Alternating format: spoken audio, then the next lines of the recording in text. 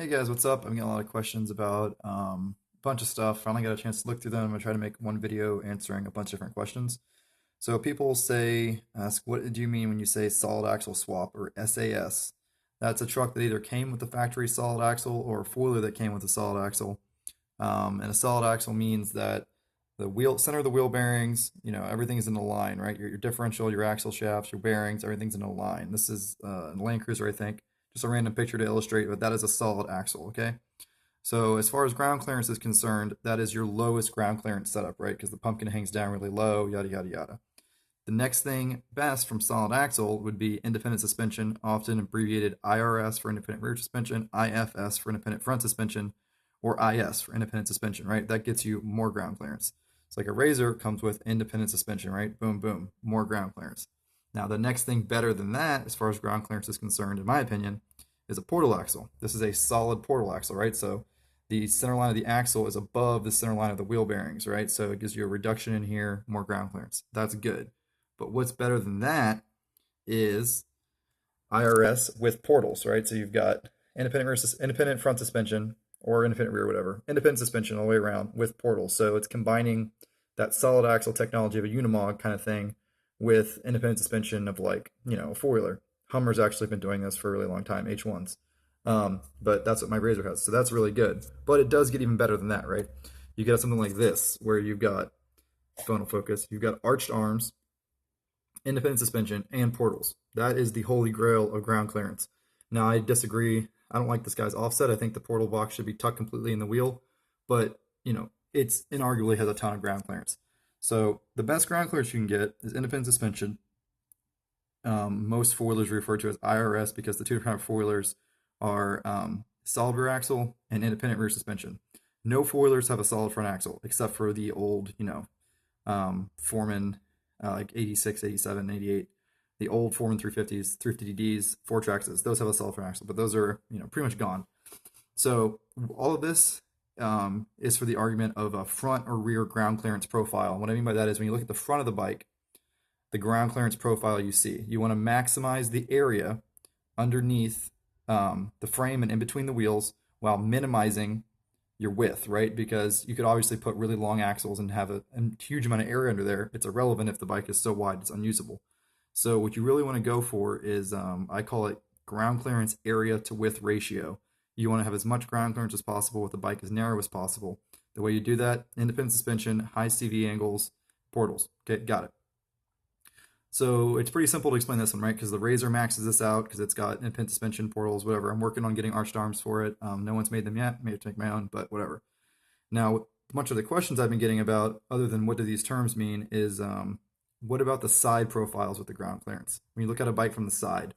So you look at a bike from the side, the thing that determines the ground clearance under the center, you would think, is just how big your lift is and how big your tires are. But that's not actually true. It actually depends on how well everything is optimized and utilized. So a Rubicon is really good because it's a very compact motor. There's no belt or anything like that. So the drive shaft lays really close to the bottom of the frame. The bottom of the frame tucks up against the bottom of the engine, so it maximizes the amount of usable ground clearance you get under the center. This is crucial for when you're climbing out of a hole, right? Because you're always going to get high centered right here. Tires going to be down in ruts. It's going to be like this. So this is where you're going to get high centered, right in this area right here. So you want the engine sitting as close to the bottom of the frame as you can, and you want your drive shaft as close to the bottom of the frame as you can. Now this is where I have a problem with the Polaris Highlifter Edition. I'll show you why. There's just a truck's profile. So a truck has a really good under profile, right? Because the axles are actually dropped down from the frame, so the differentials are lower than the frame, right? So that gives you that good side ground clearance profile. So if you look here, this is another Rubicon. You can see how the frame actually comes up and connects right here and then drops down, right? This is cool that Honda did that because it lets you utilize this extra space right here as usable ground clearance. With the factory swing arm and everything or sway bar and skid plates, it doesn't do that great of a job. But if you leave off your skid plate back here, which I recommend, and your sway bar, you can utilize this ground clearance right here as a spot where when you come out of a hole, it won't bottom out. There's the Honda front diff. I thought that was interesting. It's a little CAD rendering of how the front locker works. Yeah, right here, so you can see it. The sway bar is still here, but even with the sway bar, you can see that this is open right here. So Honda does a really good job of maximizing the ground clearance. I know there's a smaller motor with less horsepower, so it's easier to do. And it's not automatic. Well, not continuously variable. This is an automatic, right? You see the high-low shifter right here, right? It goes back to here for the high and low range gearbox. This is a DCT, obviously. But what Honda does a great job is they get the engine as low as they can, but don't sacrifice any ground clearance. There's a cutaway of the engine. There's a independent suspension on the Highlifter Edition 850. So the rear profile, the Highlifter 850, the whole point of this video I'm finally getting to, is great, right? Really good ground clearance, awesome. Diff is tucked in close to the bottom of the frame. The frame doesn't waste a lot, which is great.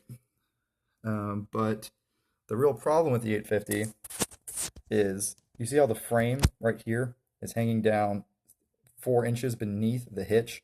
The bottom of the frame is curved. It's concave up. That's because the engine is extremely tall and the belt is kind of awkward and stuck on the back of the motor. So to get that all to fit in there and not have a crazy high seat height, they had to drop the engine down. So what that did was it means your most ground clearance is at the front and back of the bike, and it's your least ground clearance at the very center of the bike as far as the side profile is concerned. I couldn't really find a good side picture, but you can even see in this picture that the frame kind of curves down from the front bumper. Let me see if I found a better side picture. No, I didn't. So that means the side profile of the ground clearance isn't great on this bike, and that's one of my least favorite things about it.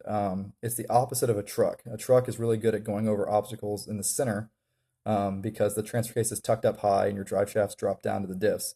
That's why these things have a hard time climbing out of holes. I've watched videos, I noticed they get bellied out a lot. Now, that being said, it still has as much ground clearance on the very center as a Can-Am. So it's still better than an XMR, which uses, two giant parallel square tubes that run perfectly straight all along the bottom of the frame, and then everything sits up on top of that. But it's still not maximized as like I would like it. What I would really like to see, this probably never happened, but if some four-wheeler manufacturers would start putting high pinion axles.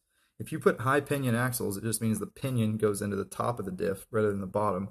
You could do something like this, where you could have your engine in line with the bottom of the frame, and then your actual diffs drop down beneath the frame. Then that goes down to your IFS, which gives you a lot better clearance under the center and gives you better axle angles. No one's ever done that. It'd be really cool to make one. Definitely way too much work. But if you did something like that and then you made the skid plates proper to utilize it, this is obviously the pinion gear and the ring gear. But a high pinion setup in a four-wheeler would be very, very chill. But as for the front and rear ground clearance profiles with the Highlifter Edition, you can see that the shock mounts right here hang down. Where am I pointing? The shock mounts right here hang down beneath the A-arm. So while it is an arched A-arm, you're losing some ground clearance in the back from the shock mount, but it's pretty streamlined. It'll slide over stuff well.